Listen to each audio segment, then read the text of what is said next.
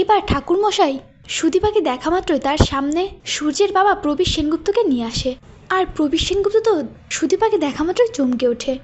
এই ভিডিওটি সম্পূর্ণ দেখতে হলে আমাদের চ্যানেলটিতে সাবস্ক্রাইব করে আমাদের সঙ্গে থাকুন। আদিত্য এবং সুদীপার চোর খোলার জন্য তারা দুজনেই কালী মন্দিরে যায়। সেখানকার পুরোহিত সুদীপাকে দেখা মাত্রই বলে ওঠে, তুই এসেছিস মা, এতদিন পর তোর আমার কথা মনে পড়লো, তুই এখানে দাঁড়া, তোর সঙ্গে আমি একজনের দেখা করাবো। এই বলে সঙ্গে সঙ্গে পুরোহিত মশাই কাউকে আনতে চলে যায়। অন্যদিকে আরেকজন পুরোহিত মশাই সুদীপা এবং আদিত্যকে বলে, তোমাদের এই চোর খোলার জন্য কোনো মহিলা মানুষ আছে? তখন আদিত্য বলে ওঠে, না ঠাকুরমশাই, আপনিই খুলে দিন। এই বলে আদিত্য এবং সুদীপা চোর খোলার জন্য বসে পড়ে। ঠিক তখনই সেখানে রূপা এসে একজন মহিলাকে ধরে বলতে থাকে, মা মা, আর বলতে থাকে, তোমরা আমার মাকে কোথাও দেখেছো? এই বলতে বলতেই যখন রূপা ঠাকুরের সামনে এসে দাঁড়ায় তখনই সুদীপাকে দেখতে পায় রূপা, আর তাকে পেছন থেকে জড়িয়ে ধরে মা বলে। রূপার এমন কাণ্ডে সুদীপা ভয় পেয়ে গেলে মন্দিরের বাকি সকলে সেখান থেকে রূপাকে সরানোর চেষ্টা করে। তবে সুদীপা রূপার মুখটা দেখা মাত্রই বলে ওঠে, প্লিজ ওনাকে ছেড়ে দিন, ওনাকে আমি চিনি। রূপা তখন সুদীপাকে জড়িয়ে ধরে বলতে থাকে, মা আমাকে ছেড়ে তুমি আর কোথাও যাবে না তো? আমি তোমার সঙ্গে থাকতে চাই, প্লিজ তুমি আমাকে তোমার সঙ্গে রাখো। সুদীপা রূপার কথা শুনে মনে মনে ভাবতে থাকে, এনাকে আমার এত আপন মনে হয় কেন? শুধু মনে হয় এনার সঙ্গে আমার কোনো সম্পর্ক রয়েছে। ঠাকুরমশাই তখন রূপাকে আদিত্য এবং সুদীপার জোরটা খুলে দিতে বলে। রূপা ঠাকুরমশাইয়ের কথা না বুঝলে সুদীপা নিজেই রূপাকে বুঝিয়ে বলে। রূপা তখন খুব খুশি হয়ে আদিত্য এবং সুদীপার জোরটা খুলে দেয়। আদিত্য সুদীপার জোর খোলা হলে তারা সেখান থেকে চলে যেতে গেলে সেখানে ঠাকুরমশাই একটা লোক নিয়ে হাজির হয়। ওই লোকটি আসলে অন্য কেউ নয়, প্রবীর সেনগুপ্ত। প্রবীর তো সুদীপা এবং রূপাকে দেখে তো একেবারে চমকে ওঠে।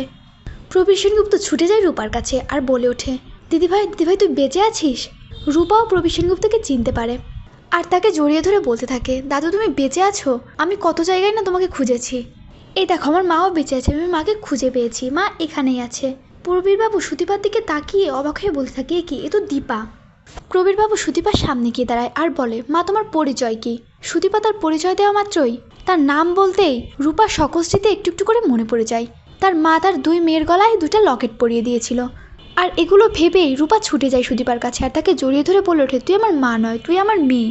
রূপার কথা শুনে সুদীপা তো অবাক হয়ে যায় আর মনে মনে ভাবতে থাকে, এই মহিলার হয়তো মানসিকভাবে সমস্যা আছে, তাই হয়তো উল্টোপাল্টা বলছে।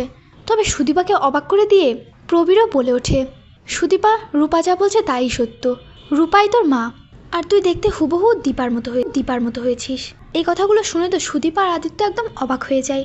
এরপর প্রবীরবাবু একে একে সমস্ত ঘটনা সুদীপাকে খুলে বলে। তবে সবটা শুনে সুদীপা বলে ওঠে, না, আমার শুধু বাবা ছিল, আমার মা অনেক আগেই মারা গেছে। প্লিজ দয়া করে আপনারা এরকম কথা বলবেন না আমাকে, একই দেখতে এমন অনেক মানুষ হয়ে থাকে। আর এ কথা বলেই সুদীপা আদিত্যকে নিয়ে সেই মন্দির থেকে বেরিয়ে যায়। সুদীপাকে চলে যেতে দেখে রূপা তাকে আটকানোর জন্য তার পিছু দৌড়াতে থাকে আর একটা গাড়ির সঙ্গে ধাক্কা লেগে যায় রূপার। আর সুদীপা তো সেটা দেখা মাত্রই ছুটে আসে ওই গাড়ির কাছে আর নিজেই রূপাকে নিয়ে হসপিটালে ভর্তি করে। হ্যাঁ বন্ধুরা, আমরা এমনটাই দেখতে চলেছি অনুরাগের 6 ধারাবাহিকের আগামী পর্বগুলোতে। অনুরাগের 6 ধারাবাহিকের নতুন সকল আপডেট পেতে আমাদের চ্যানেলটিতে সাবস্ক্রাইব করতে ভুলবেন না।